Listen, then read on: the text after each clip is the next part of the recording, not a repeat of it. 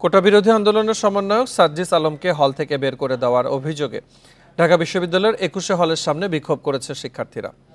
গত রাত ১২টায় হলের সামনে রাস্তা আটকে বিক্ষোভ করেন তারা। বিক্ষোভকারীদের অভিযোগ, চলমান কোটা বিরোধী আন্দোলনের অন্যতম সমন্বয়ক সার্জিস আলমকে হল থেকে বের করে দেয় ছাত্রলীগের নেতাকর্মীরা।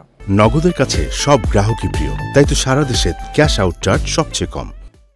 যদিও এই অভিযোগ অস্বীকার করেছেন ছাত্রলীগের শীর্ষ নেতারা। তাদের দাবি, সার্জিসকে হল থেকে বের করে দেওয়ার ঘটনাটি সঠিক নয়।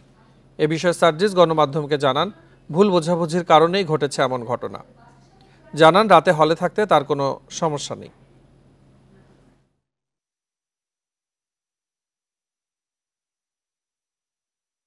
কোটা সংস্কার আন্দোলনটা চলছে, তো এই আন্দোলনে একটি সমন্বয় যে প্যানেল রয়েছে ঢাকা বিশ্ববিদ্যালয়ের, আমি সেই প্যানেলের একজন সদস্য।